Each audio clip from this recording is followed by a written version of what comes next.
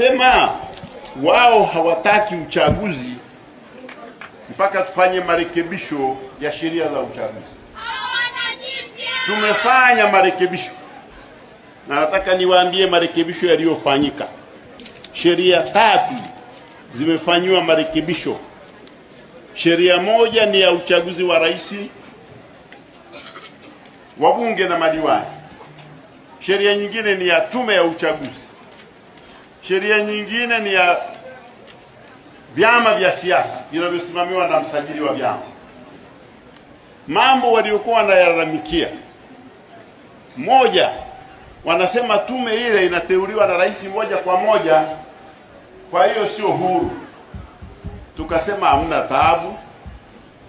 Sheria mpya wabunge wako wakaunda kwamba tuweke kamati mahususi ili mtu anayetaka ukamishina wa tume ya uchaguzi aombe, na ipo hiyo, inaongozwa na jaji mkuu na jaji mkuu wa Zanzibar na watu kutoka tume ya binadamu ya haki za binadamu na utawala bora. Kwa hiyo ikifika wakati mtu akitaka ukamishina anaomba, na huyo anayeomba anatazamwa kwa vigezo vilivyowekwa katika sheria vinavyolingana na kazi anayoomba. Hiyo kamati ipo. Maana yake ni kwamba mamlaka ya rais yamepunguzwa. Zamani alikuwa anaweza kuteua tu wewe na wewe na wewe muwe tu. Sasa hivi hawezi, mpaka kamati ya usaili iwasaili, alafu nimwambie rais unahitaji watu 5, tunakupa 8, chagua 5. Hayo ni mabadiliko makubwa. Haya, wakasema madedi wanaiba kura. Hawa wakurugenzi wa halmashauri hawawataki wasimamie. Walienda mpaka mahakama ya Afrika ya Mashariki kupinga madedi tu. Sheria mpya imewaondoa madedi. Imesema sasa tume itakuwa inateua watumishi wa umma waandamizi. Na watumishi wa umma waandamizi si wote wanateuliwa na rais hapa hilo.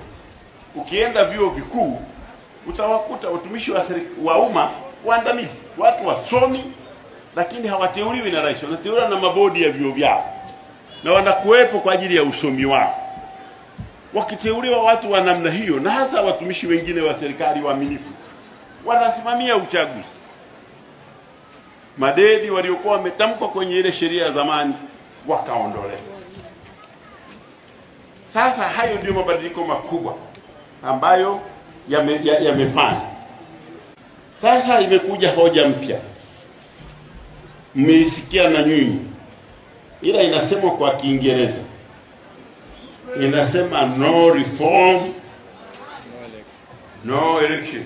Eti wanataka mabadiliko zaidi ya yale yaliyokushafanywa na bunge. Sasa tunawauliza, wabunge ndio wenye kazi ya kufanya mabadiliko ya kisheria. Wabunge nao ikifika tarehe 27 mwezi wa 6 wanarudi kwetu, tunakuwa raia kama wao. Sasa walazimishe wake na mzee Kishimba hawa na Cherahani, kwanza pressure iko juu.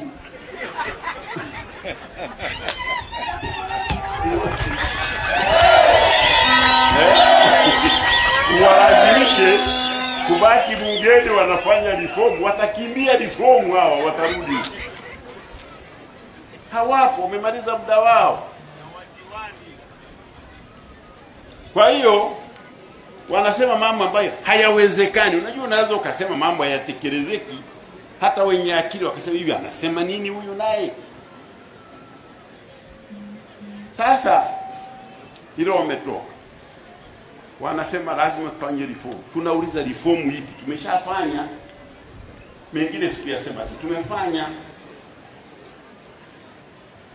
Kumbe ile ni danganya toto, kwa sababu hao watu wanaogopa uchaguzi. Wanajua wakija hapo mtawapiga chini. Walizoea kudanganya, sasa udanganyifu mwisho. Sasa ni timu ya mpira inayoweka mpira kwa pani. Si unajua timu za mpira zikiweka mpira kwa pani zinaogopa kufungwa mabao. Sio hiyo mnayoisema nyie. Mpira wa siasa, sio wa mpira ule wa uwanjani mnaotaka nini. Sasa nawaambia, haya ndiyo mambo ambayo yamewashinda. Kwa hiyo badala ya kusema tunaogopa uchaguzi, wanasema mpaka tufanye mabadiliko, ama sivyo tutazuia uchaguzi.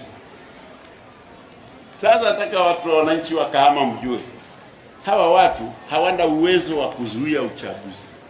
Hawana. Wanazuiaje? Watazuia kwa kufanyaje? Maana katiba inasema katika ibara ya 41 hakuna mtu anaweza kuahirisha uchaguzi wa Tanzania. Uchaguzi wa Tanzania unaweza kuahirishwa tu kama kuna vita. Sasa nauliza, huku Kahama mna vita?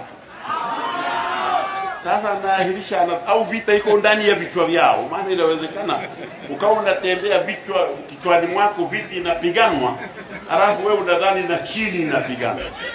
Uchaguzi unaanza kwa watu kufanya nini? Kujiandikisha. Wakati wanapiga kelele wao ya no reform, Dar es Salaam wamejiandikisha watu maelfu, mpaka imebidi tume waongeze siku. Maana yake wanamwambia yule no reform, achana na maneno yako hayo, sisi tunataka kupiga kura.